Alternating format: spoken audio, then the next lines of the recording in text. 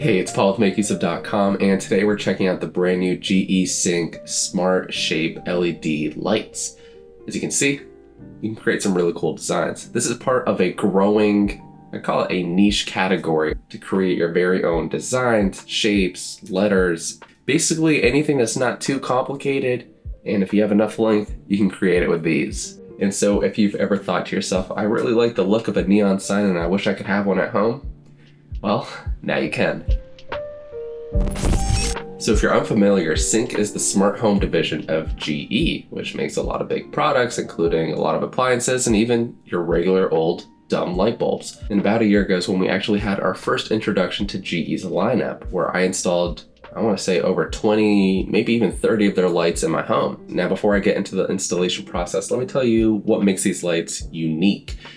At their core, they are LED light strips, and LED light strips can be found really cheap right now for as little as $10, $15. And while the shapes do come in at a significantly higher price point compared to your regular LED light strips, these aren't meant to simply create an ambiance or stay hidden away behind your TV or your cabinets or even in the background. No, instead, these are meant to actually grab your attention and act as a piece of art in many ways. And by using a mix of bends, loops, you can quickly create one of several template art designs that come in the box, or you can create your very own, given your design isn't too complicated. Now, one of the biggest differences between the neon shape and your typical LED light strip is that you're not seeing those individual LED nodes.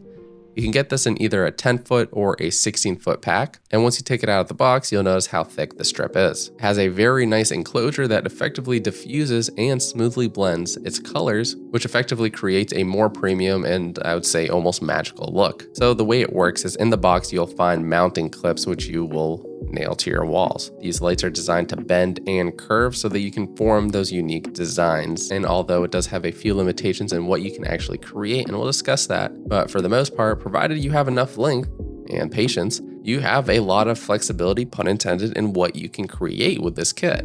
And tied in with that, this is part of GE's Cync lighting ecosystem, so you can expect lots of customization within its app, including setting, automated schedules, music synchronization, and of course a great selection of lighting effects. And another great thing is a hub isn't required, keeping costs down and making setup even easier. So when it comes to creating your designs with the Cync neon shapes, we found that it might require a little bit of trial and error, as the instructions and hardware included can make things a little bit tricky at times. However, through my experience making a few different designs that I'll share throughout this video, I discovered some effective steps which can make things a little bit easier for you.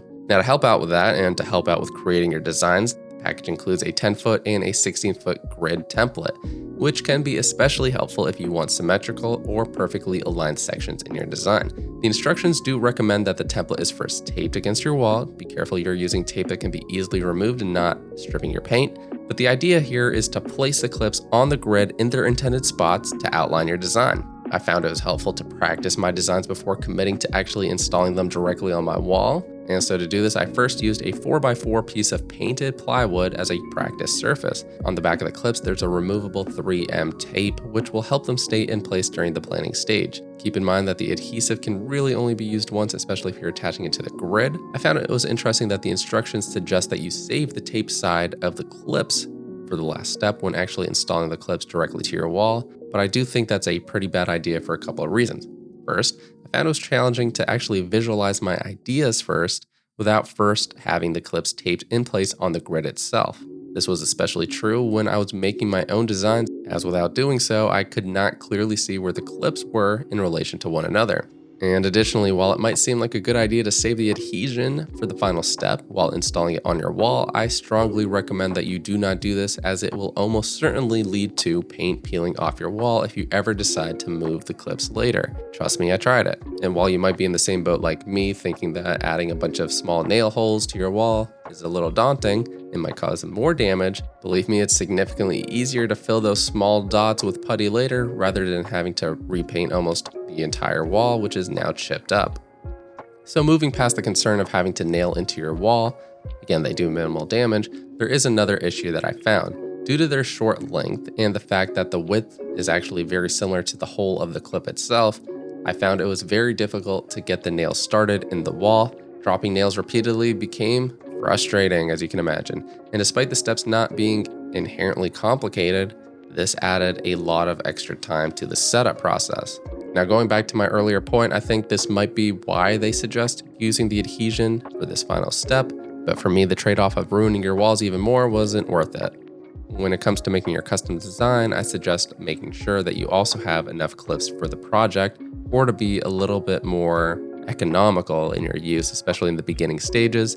For example, with our final more intricate design, which involved half of it being random squiggles on my side and then the other half from Mia's side being an EKG, we found that we had just enough clips included in the box with only 3 extras remaining at the end.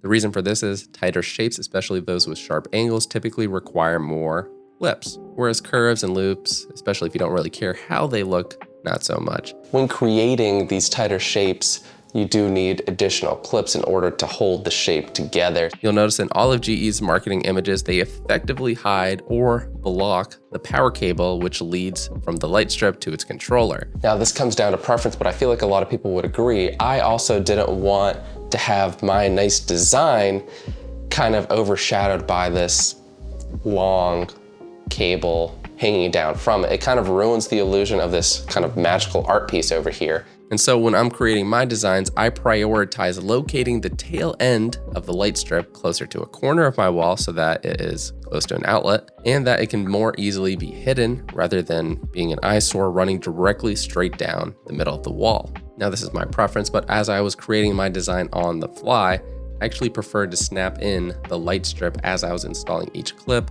That way I could visualize the next shape and kind of what direction I wanted to take the design in. Once everything's snapped in securely and plugged in, your design comes to life, and adding a light effect, I mean, it just makes it so much more magical. If you have any experience using the Cync app or basically any other modern smart lighting app, it's very similar.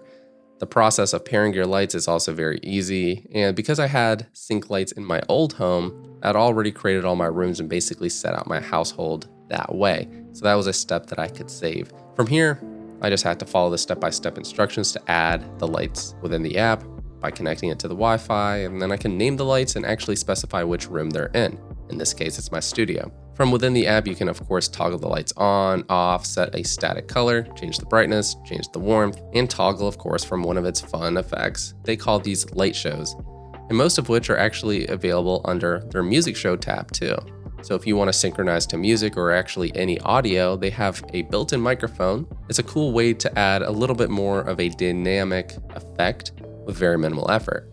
Now, just with a lot of other LED lights, there are some effects which might be cool the first time you use it or when you're trying to show it off to a friend who comes over to your house for the first time.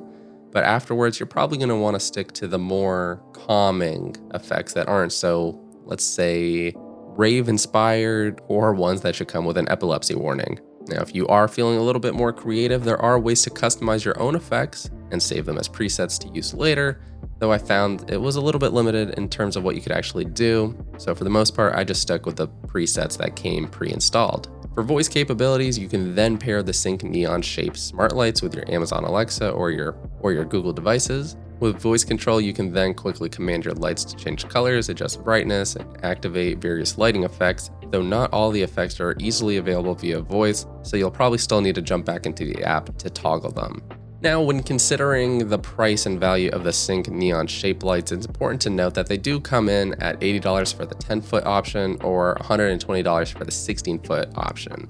In truth, the lights don't really offer a lot in terms of unique software features, but as we were saying, you are paying a premium because this is a niche product designed as an art piece.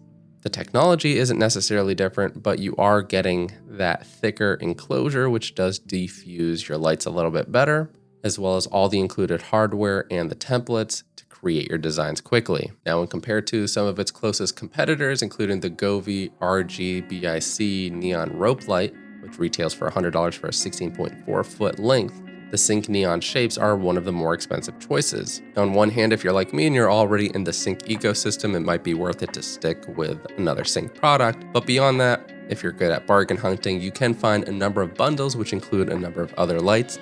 And so whether you're expanding or just starting your smart lighting journey, this could be a way to save some extra money. And so now you can finally check off having a custom neon sign at home. Obviously, again, going this route is a lot cheaper and not to mention much more flexible. And so that's been my experience with these art-focused neon-like LED light strips. It's a really cool project. It's a really great way to add some extra color, some extra character to a room with, for the most part, minimal effort. Let us know your thoughts on these lights in the comments down below. If you have any questions, we can help you out there too. And until the next one, we'll catch you later.